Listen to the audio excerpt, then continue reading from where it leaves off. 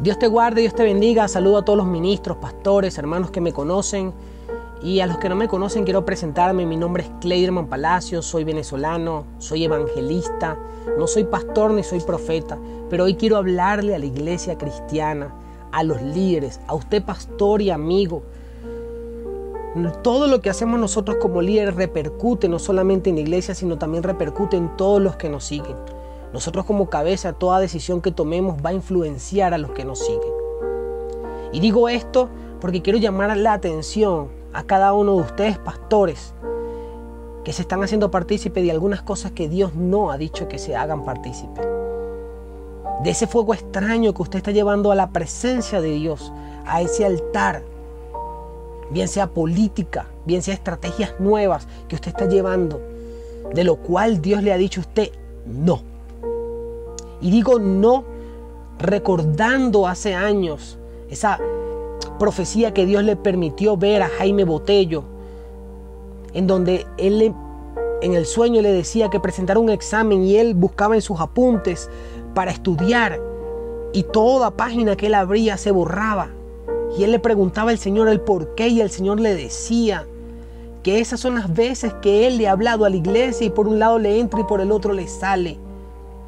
Tal parece que todavía se sigue cumpliendo esa profecía y que nosotros se nos ha olvidado las veces que el Señor nos ha dicho no te hagas partícipe.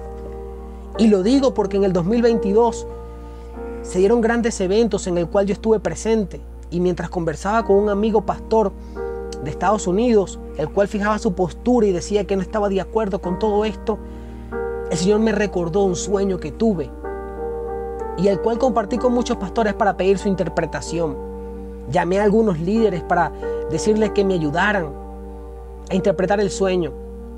A mi amigo William de Colombia, llamé a varios pastores y entre eso vi la figura emblemática de un pastor que no voy a mencionar, pero que juega un papel importante para nuestra nación.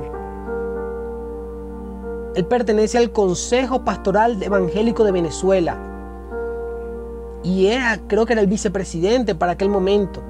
Recuerdo que después de ese sueño yo me lo encontré en una reunión que se daba de pastores allí en la torre de Plaza Venezuela SCN del pastor Raúl Ávila, y hablé con él y le mostré ese sueño y él lo que hizo fue decirme: hermano, gracias por contármelo, voy a orar.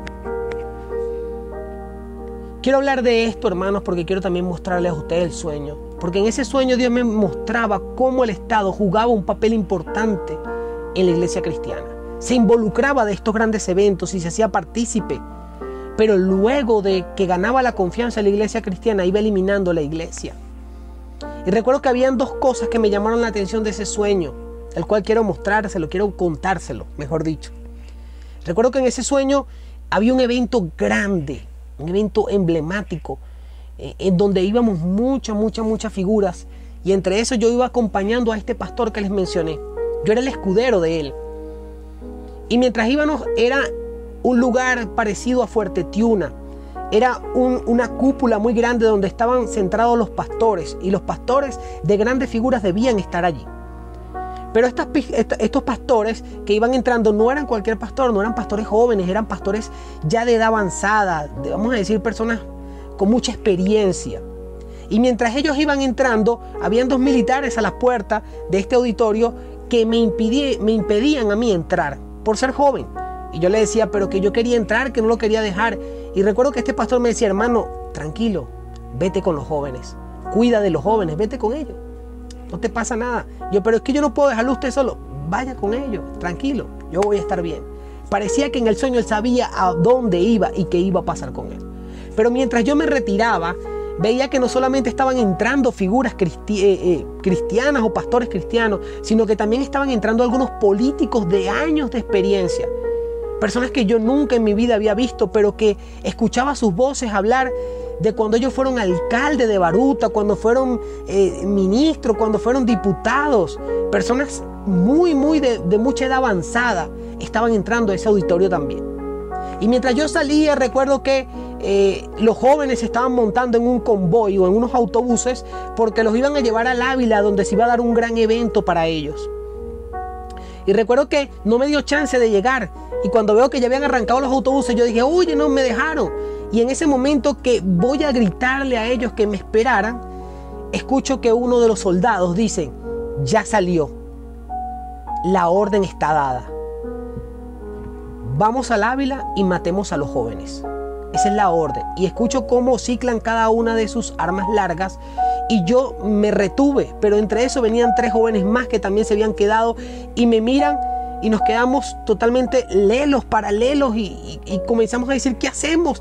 Y ellos me dicen, yo no sé qué hacer. Los jóvenes los van a matar. Pero escuchamos que en ese momento también se da una estocada en el auditorio. Y dicen, cierren el auditorio, métanle candado y métanle gases para que mueran dentro del auditorio los pastores. Algo que me llamó la atención de ese sueño era que yo me lancé en una cuneta con los 2 jóvenes que quedaban. Nos lanzamos en una cuneta y nos pusimos fue a llorar en el sueño, a decir, Señor, ¿qué es esto? La iglesia la están matando.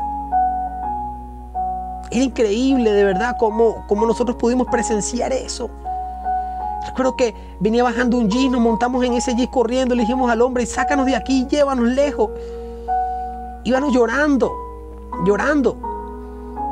Y lo que decíamos era que entre pánico, miedo, gritábamos nuestros jóvenes, nuestros pastores. Recuerdo que me desperté del sueño. Algo que me llamaba la atención era por qué se dividía la sabiduría de la fuerza. En los jóvenes está la fuerza y en los ancianos está la sabiduría. ¿Por qué dividirlas? ¿Y por qué mandarlas a eliminar en distintos lugares? Se dieron grandes eventos el año 2022 en donde el Estado mostró que quería ser parte de ellos. Pero en este año 2023 hoy mostraron que quieren y que van a tomar posición, haciendo nacer un proyecto o un programa llamado Corazón Cristiano, en donde van a fijar una postura referente a esto. Ahora yo te pregunto, pastor, líder, ministro, ¿Dios nos ha dicho que llevemos ese fuego extraño a su presencia? ¿O es que a nosotros, como la visión de Jaime Botello, de que el Señor les hablaba y se les olvidaba, también se nos ha olvidado a nosotros, o tenemos memoria a corto plazo de que Dios nos ha dicho que no nos hagamos partícipe de esto? ¿O es que se nos olvida que la persecución de la iglesia está a la puerta y que nuestra iglesia puede verse involucrada en actos de corrupción o de lavado de dinero a través de estos grandes eventos? ¿O es que estamos en los tiempos de Elí, donde no se vuelve a escuchar la voz de Dios y no hay presencia de Dios? Y es necesario que Dios haga morir a Elí y a sus hijos para que aparezca un Samuel con una presencia renovada para hacerle entender al pueblo de Dios y a la iglesia que necesitamos quitarnos algunas cosas de nuestra vida. Pastor, líder, tú eres ese Elí. Tú tomas la decisión si ponerte a cuenta, corregir lo incorrecto, o que Dios te quite y coloque a un Samuel. Pastor, Dios no está jugando. No permitas que pongan esa venda en tus ojos. No caigas en ese juego. Recuerda que ellos, los que dicen apoyar a la iglesia cristiana, son los que van a la montaña del Sorte a hacer pactos. Por muchos años han tratado de paralizar a la iglesia y saben que muchas de las cosas que han intentado implantar en Venezuela hemos sido nosotros la fuerza a través de la oración que les hemos detenido. Y se han dado cuenta que ya no pueden con la iglesia cristiana. Y hay una frase que ellos usan mucho: si no puedes con el enemigo, úneteles. Divide y vencerás. Querrán entrar a nuestras organizaciones,